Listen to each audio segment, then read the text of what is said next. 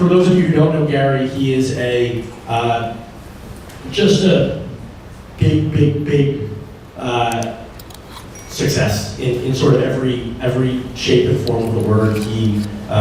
He's a true entrepreneur from his earliest days. He's a gigantic social media personality, and he's really sort of in many ways the seminal figure in the NFT movement, which we're going to talk about. This is not only going to be about NFTs, but some of it's going to be about NFTs.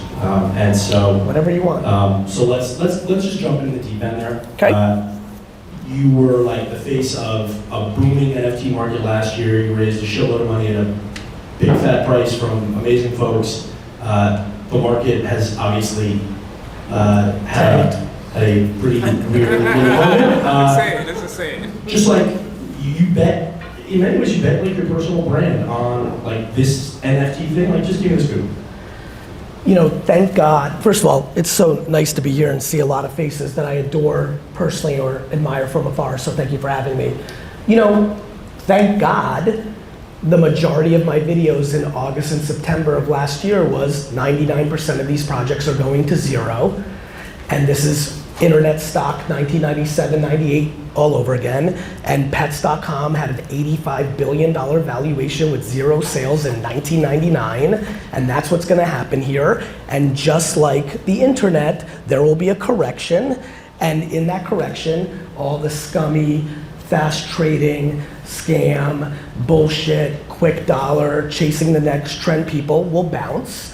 And the small percentage of builders, the same ones that I got to know in 2001, 2, 3, and 4 of Internet 1.5 that led to when I first kind of hit the scene, when I was already, you know, in my early 30s with Web 2, that was a big part of my content. As a matter of fact, so many people that were deep maxi NFT were not, as much as the world that wasn't deep in it thought that I was the biggest Pied Piper, a lot of people in it were mad at me for making that content. Why are you flooding? Why are you doing this? I'm like, because people are gonna lose their money. People are gonna get hurt.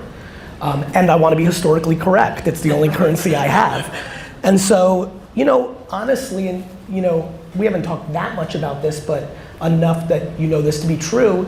In a lot of ways, this is exactly how I felt it was gonna play out. I prepared for, I thought about, and it is what it is. Major technology shifts on the consumer level are always overvalued by the institutions in the short term, and undervalued by those institutions in the long term, and you just gotta go through the patterns. The consumer blockchain is one of the most significant technology shifts of our time. It's just so young that we haven't hit mature scale. It will take time, but I want to be there for that ride.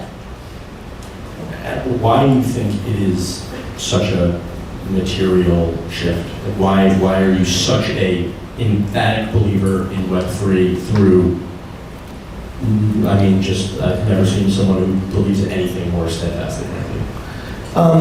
I think that a blockchain that is a scaled, decentralized ledger that is not manipulatable is a technology that has the clear ability to do for transactions what the internet did for communication. It's a big deal. It allows for me to right this second, for example, decide that I want to bring value to a certain VeeFriends holder, announce it, and all the infrastructure is in place for the people that actually hold it right now to have value. Upper Deck can't do that with Ken Griffey Jr. rookie cards because they have no idea who the hell has it. It allows good actors, the entrepreneurs, the businesses that actually care about the long-term health of their projects to actually provide unprecedented value to whomever is holding the asset at this time, which is very different than a lapsed user first-party data in your CRM of a product and service, and creates so many different dynamics and value propositions. Not to mention, enables the issuer of the asset to collect royalties in perpetuity. Fleer, the trading card company, would still be thriving if they made a percentage on every Michael Jordan rookie card in perpetuity, but they went out of business because they couldn't, because the business model didn't exist, because we had cardboard back then, and now we have the blockchain. And so I think for the Disneys, for the Hanna-Barberas, for the DC Comics, the Warner, I think, I had a meeting today with the CEO of Chuck E. Cheese, and they've got their mission, but I sit there and I'm like, man, the IP that this business sits with could end up being bigger than the 500 locations if they're able to navigate correctly through this blockchain infrastructure. So I don't think in 1996 I understood that Spotify would disrupt music as a long tail execution that started with ShareBear and Napster and those things. So you can't fully see everything, but you can understand the macro. And I can't see exactly in 15 years what this technology will allow for people that own assets, brands, characters, and amusement parks and stadiums and libraries of content. I can't fully see everything, but it's very clear that the tracks, the railroad tracks, have been laid for new behaviors, new business models, new opportunities that the internet could not provide, and I think people are underestimating it. Okay, so what did you order at lunch at Chuck E. Cheese? Pizza with mushrooms. Okay. But it wasn't a lunch meeting because that's a waste of time. Okay. I know you take like 3-hour lunch meetings at Lerer Fish Bar. Okay, moving on. I think it's probably, okay, so fine. So if you sort of buy the Web3, the big grand Web3 vision, Yeah. tell people about VeeFriends specifically and sort of that application of it and why you've, so directly linked your personal brand to it. There's a couple of people in this room that know this, which is when I started my agency 13 years ago, for lack of a better term, I got made fun of by all my smart friends and the kind of people that populate rooms like this because a client service business did not seem profound. What I thought I was doing was building an operating system through humans on being the most contemporary marketing machine I could be, right? If I was right 13 years ago that the one knack I had, luck of the DNA draw, was that I understood the shifts of consumer attention, both from a creative and a media standpoint, often enough, and had pattern recognition, I was really good at it, that if I scaled that, my belief at the time was that most things were gonna get commoditized by the internet, except the ability to communicate. And that the ability to communicate was actually gonna go through massive disruption. It's been more disruptive than I even could have imagined back then. It's completely changed all of geopolitics, all of trends, all of fame, and everything that is happening today can be pointed directly to the fact that communication has been shifting very aggressively with the infrastructure of the internet. Hence back to why the blockchain changing transaction infrastructure has my attention. Anyway, back to this point. If I built that, I would be able to build a reverse private equity company that I would start this marketing company, and what I would do is I would buy businesses that were failing, and instead of doing good cost cutting and operational effectiveness like a private equity firm, I would create hyper growth on top line and profit through actually demand creation instead of financial arbitrage. That was the deep underlining Vayner, I'll eat shit for a decade to build this global scaled machine, and then I'll do it. What happened, and you know this, was I started to, it does suck to be in client services, and I'm a human being, and so things like Resy and Empathy Wines and all these things started to grow out of Vayner instead of me buying something.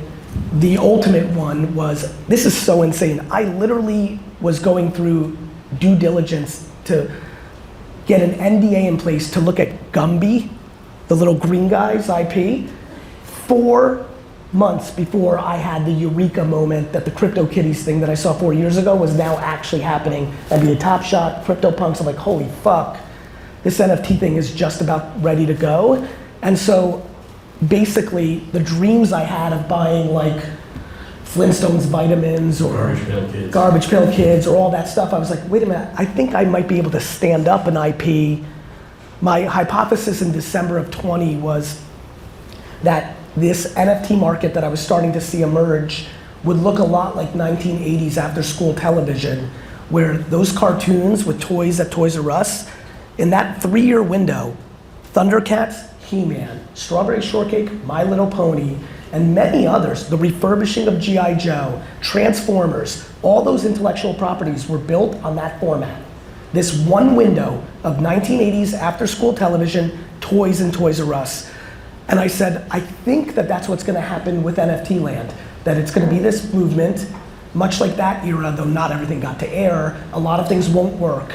But I think there's going to be 5 to 10 Hello Kitty, Pokemon, G.I. Joe executions in this era. And I'm one of the human beings that can do that. Okay. And then I'll take it public or sell it, buy the New York Jets, win a Super Bowl, and die.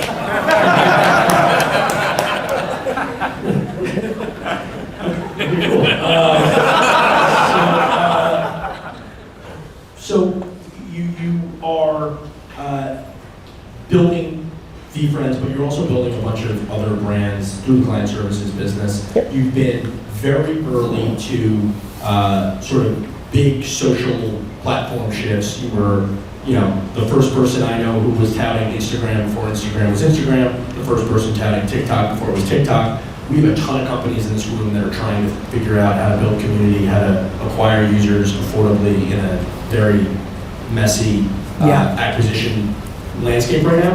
What advice do you give to folks in this room who are trying to figure out how to build community and how to like what's coming? This is disproportionately the most exciting part of this talk for me, because the depth of love I have for Ben and Kenny and Eric, like this is going to actually be good advice, and I desperately ask all of you that hear this, if I could follow up and give you a couple of T's and I's on top of this. It's literally Gary at VaynerMedia or Gary at VeeFriends. That's true, but somebody else will. I will, because I know I just made that statement. I want everybody to hear this. This is very important. In a post-iOS 14.5 world, we are shifting, and an emergence of the TikTokification of all social media. We are shifting in a massive, and I mean massive, shift in the way that we all grew up with social media in the last decade. It is literally going inverse, where, and definitely knowing the way you guys and gals have invested, we are going aggressively from a math, CAC, LTV first mentality that has some commoditized / intrigue in the creative to a creative first affirmation from consumer interest, then deploying math model. Math was at the forefront for the last decade for a lot of the companies here, and definitely the ones in your portfolio, many of which did incredibly well, moved first on underpriced math. Creative art and deep segmentation work and creative that is relevant for many different segmentations to create consideration to sell your thing. Let the algorithm work what it does for its own self-interest that gives you insights to what creative is actually resonating, then refurbish that creative to something I call brand formants and allow the media to play after you confirmed the creative because you posted it organically and got the insights, both quant and qual. Okay, let me say it again. What I believe almost everybody here that's selling direct to consumer or trying to drive people into store need to do, every company here without knowing a clue of if people are starting day one or are very far along, is produce somewhere in the ballpark of, just guessing this room, 17 to 58 pieces of organic creative a day against 12 to 25 different consumer segmentations. Try to be great at that. This is not spray and pray. This is not throw against the wall and see what sticks. This is not test and learn. This is market every day to your consumers as if it was a print or radio ad or a commercial every day, thoughtfully, put out 50 pieces of creative, watch the algorithms take them, because that's where social is now. The reason I invested in Tumblr all those years ago, thank God I wasn't making videos back then. I invested in Tumblr, I have drinks with David Karp, it gets locked in. I call AJ and go, AJ, my brother AJ, 3 months earlier I invested in Twitter, 6 months earlier I invested in Facebook. I call AJ and go, AJ, I just invested in the company that's gonna be bigger than Facebook and Twitter combined. Tumblr. He's like, why? I'm like, interest. They're building an interest graph, not a social graph. people change and you don't keep the same friends in high school and college and things of that nature, but the interest you're into stays with you. It's why I was so early on TikTok. When it was Musical.ly, I'm like, fuck, here it is. Remember when you were like, you're weird, you're going to jail, you're hanging out with all the 14-year-old dancing girls? Yep. So when that happened, I was like, this is it. This is what I was waiting for Tumblr to do. And so everything I just talked about in detail is we are shifting to the interest graph, not the social graph. And it's a big opportunity for a lot of you. And if you're able to get good at the game I just laid out, I believe that is the moat, that is the arbitrage of the next half decade. Okay, so pulling that thread a little bit, Yep. What happens if you're a founder of this room who's building a consumer business, but whose instincts are not to live and die by creative? They are a more analytical person. They are a person who is a scientist, and the core Yep. differentiation for the product is not sort of like the creative. How do you cover off for that and not just run out of here crying? By hiring someone. What is that? What is that like? What's that profile? How have you built a machine at Vayner to hire hundreds or thousands of these folks? And how does a company in a year actually figure that out? We train for it. It's based on the context of the platform. The answer to that question in a different way is you're more than welcome to do whatever you want. And as you know, there's many different ways to win. There genuinely is. I would tell you from the depths of my soul with unbelievable compassion, just be prepared for social media to be a detriment, not a benefit to your business over the next decade, if that's where you stand. Then the follow-up question is like, fine, you're compelling, I believe you. What do? You need to find somebody who deeply cares about the art in social media, which is contextual to all 13 platforms that matter. Whereas we, and you know this, we gave incredible value to the mathematicians that understood the mathematical arbitrage of Facebook ads and Instagram ads 7, 8 years ago.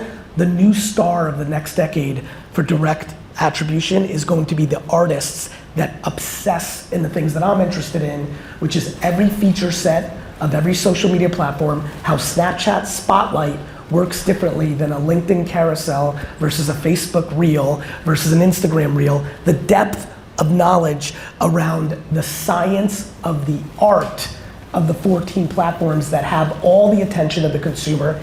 And while this is all happening, connected TV and OTT and streaming is eating up all television consumption. The entire media targetability of that world is built on social media math dynamics.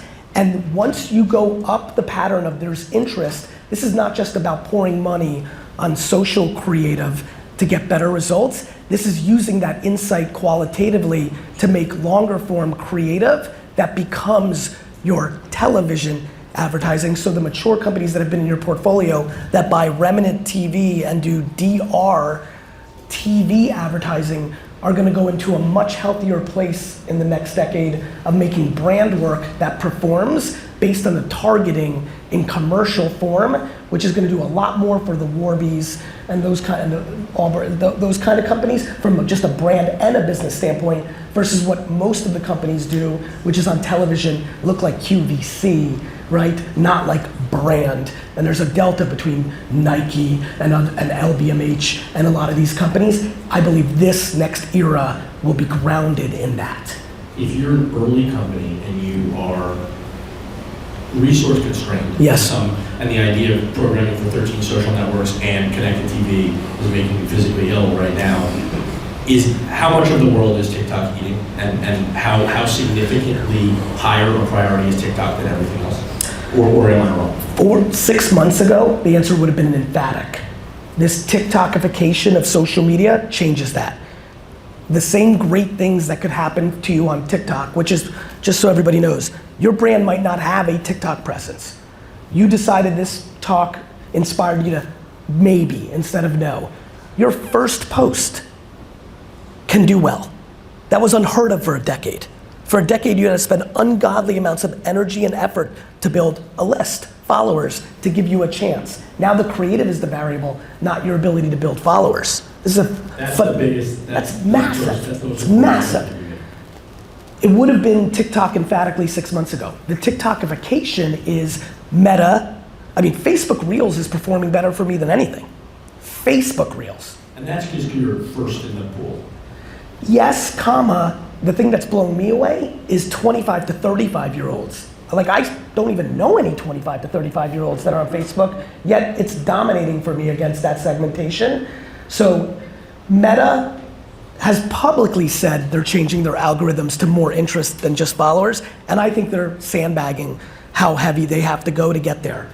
Snap, I think, is gonna get much more serious about Spotlight. Intuitively, I believe that. YouTube Shorts, for a lot of businesses here, is actually probably the most interesting, because if you know how to name and title your creative, it also shows up in the search engine, and YouTube's the second biggest search engine in the world. For a lot of you, that's where you can showcase your products. There's a lot there. So I would argue YouTube Shorts is incredibly interesting. Twitter has announced that they're gonna make a much bigger play towards the creative. So, I would say 6 months ago, it was pot committed TikTok. I would argue that they're all going through the merit of the creative is the distribution now.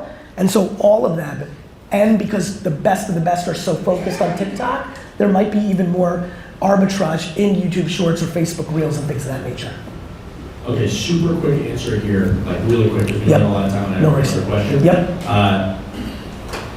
Can a Series Seed A, B company work with Vayner? Should they work with Vayner to help them do this? Or is this a muscle that companies have to build for themselves in the early days? No, and they should build it themselves. Okay. I believe knowing what I just said is as important as being able to pay your bills. I couldn't comprehend not understanding the current arbitrage of media and creative across social if you have a business. Okay. And last, 26 seconds, macro, like what's the next 2, 3, 4 years? Like how low are we? How much lower are we going? The macro Like economy? markets? No, just like the world. Oh, yeah, like you melt the dad down. Horrible. Cool. No, I think the US economy is actually in a much better place than a lot of other places. I don't think there's a human being in here that doesn't understand there's a lot going on in the world. There's a lot going on in the world, like, nobody can answer that question. What I could say is this: the only thing I know is true, and this is a good thing to end with, history always tells you that there's never a bad time to build a good business. If you're capable, and as a matter of fact, I think a lot of you know this, if you're really good, this next 3 to 5 year window is when a lot of C and D and F players get smoked the fuck out, and you get to pick up even more market share. So I'm looking to smoke a lot of people out.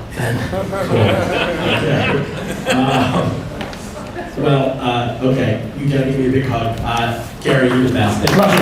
Thank you.